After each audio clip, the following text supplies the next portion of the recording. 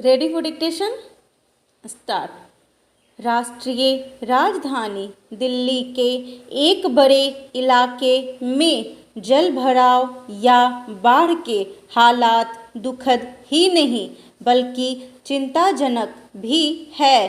पिछले कुछ दिनों से दिल्ली, उत्तर प्रदेश, उत्तराखंड और हिमाचल प्रदेश के कई हिस्सों में भारी बारिश के चलते मुश्किलें बढ़ती जा रही है। अभी दिल्ली में पानी का जैसा मंजर है वैसा 1978 के बाद नज़र नहीं आया था।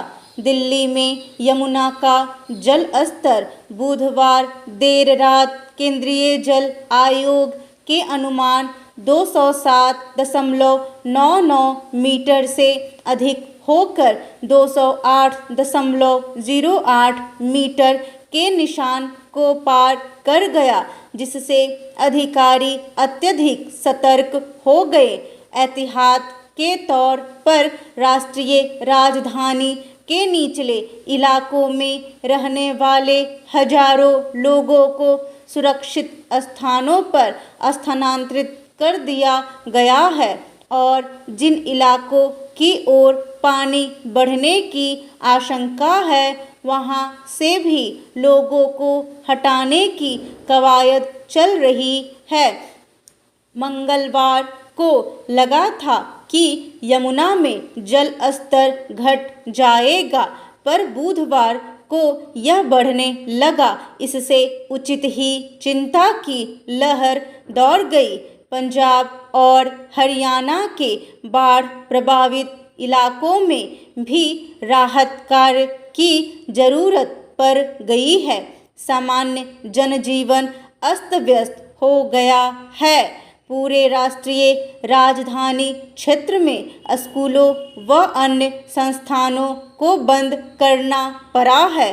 कर्मचारियों को घर से काम करने को कहा गया है। दिल्ली में निचले इलाकों में बसे लोगों ने कभी इतना पानी नहीं देखा था और इसीलिए वे अपना घर छोड़ने को तैयार नहीं थे, मगर अनेक इलाकों में काफ़ी समझाने बुझाने के बाद लोग सुरक्षित स्थान तक पहुँचे हैं। इसमें कोई शक नहीं है कि लोगों को प्रशासन के निर्देशों के अनुरूप ही चलना चाहिए और किसी भी तरह का खतरा नहीं उठाना चाहिए। इतने पानी के बावजूद अगर दिल्ली अपने जान माल की सुरक्षा कर पाती है तो यह एक बड़ी कामयाबी होगी। प्रशासन को लगता है कि जल स्तर आने वाले समय में बढ़ सकता है। ऐसे में लोगों को हर स्थिति के लिए तैयार रहना चाहिए। यह अफसोस की ही बात है कि ऐसे समय में भी अनेक नेता राजनीति कामों का हाथ से जाने नहीं दे रहे। क्या जल भराव या ऐसी बाढ़ के लिए किसी एक राजनीतिक दल को जिम्मेदार ठहराया जा सकता है? अभी तो इस प्रश्न पर विचार का अवकाश भी नहीं है। अभी तो शासन, प्रशासन और जनप्रतिनिधियों का पूरा ध्यान बचाव कार्यों पर होना चाहिए। लोगों को भी राजनीति पर ध्यान देने से बचना चाहिए।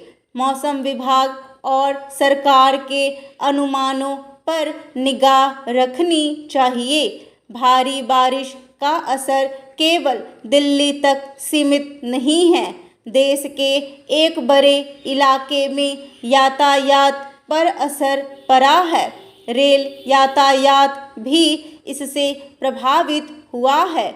गौर करने की बात है कि 7 जुलाई से 15 जुलाई के बीच 300 से अधिक मेल व एक्सप्रेस ट्रेनें और 406 पैसेंजर ट्रेनें रद्द कर दी गई हैं।